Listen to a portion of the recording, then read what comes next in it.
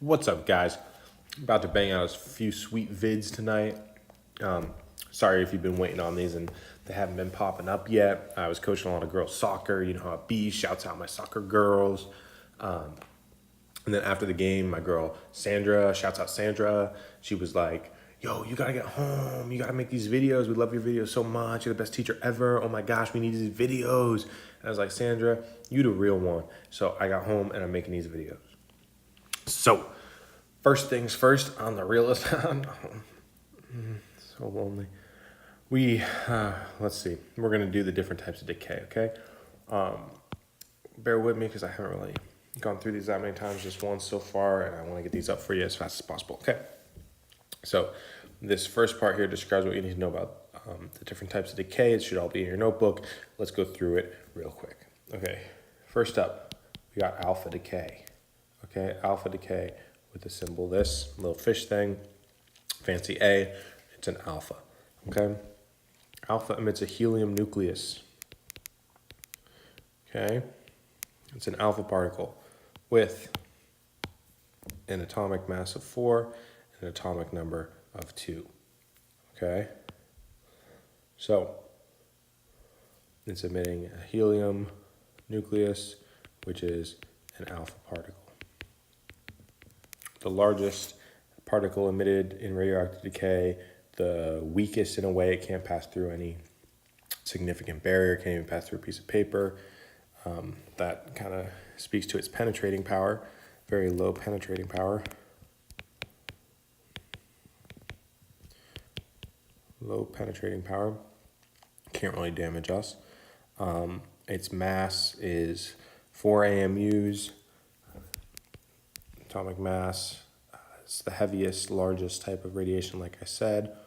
And because it's a nucleus with 2 protons and 2 electrons, the charge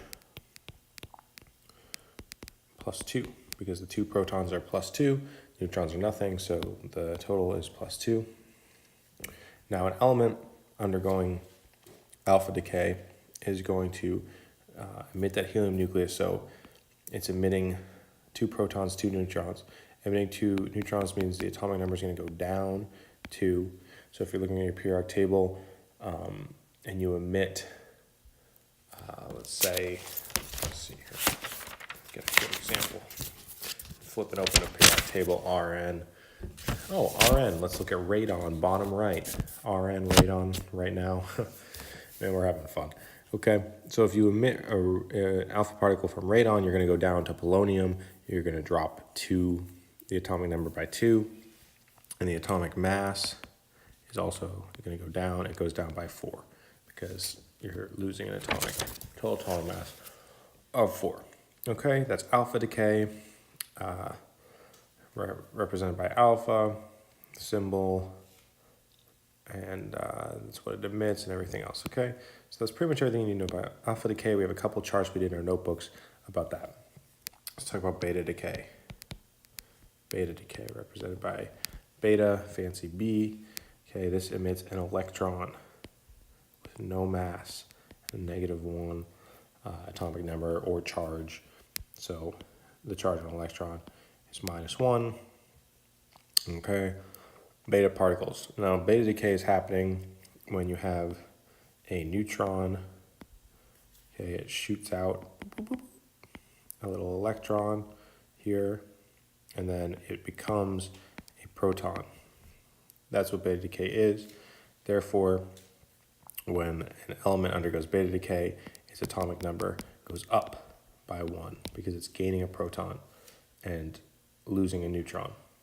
Because these two are, the mass-wise, they're interchangeable, the atomic mass does not change. So when you look at this, in those equations we were working with, you see the atomic mass isn't going to change, but the charge or the number of protons will. You're gaining 1 proton. Okay, the relative mass, because it's an electron, is 0. Like you can see, I said I already circled a bunch of times.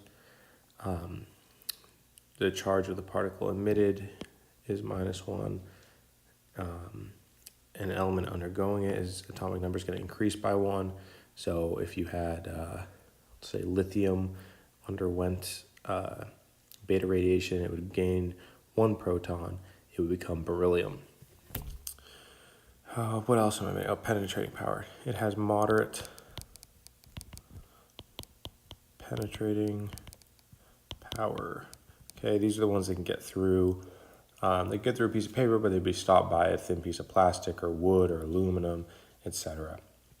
Also not too damaging to us, at least coming through our skin. If they're ingested, that's a different story. So that sums up beta. Last one, let's do gamma. Okay, gamma is represented with fancy Y. That's not the best gamma, but you get the idea. Okay, gamma emits a gamma particle. It's a photon of energy, a particle of energy, basically. It's an electromagnetic wave. Okay, so let's just say photon. Okay, and when gamma is represented, again, not a good gamma, you have 0, 0, because there's no charge, there's no mass, and there's no charge. It's not changing anything about the element, it's just emitting energy. Okay, gamma particles are energy. Okay, so an element undergoing gamma radiation doesn't change. A lot of times it is coupled with a different kind of radiation, so it is changing in a different way, and gamma is a side effect of it. Basically, it's emitting energy along with it. But it's the gamma particle itself doesn't change the atom when it's emitted. However, this is high energy radiation with high penetrating power. Okay, this is dangerous stuff. This needs to be stopped by lead or really protective material. It can kill us. It's what we use to kill cancer. It's very powerful radiation that can kill our cells, damage our DNA, etc., etc. So for gamma, let's see, symbols gamma, it emits a photon of energy, an electromagnetic wave of energy. You can say either one of those things, a wave of energy, etc.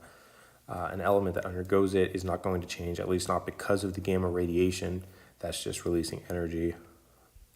It's massless, it's chargeless, but it has high energy and high penetrating power. Okay, those are the 3 different types of decay, an overview of them.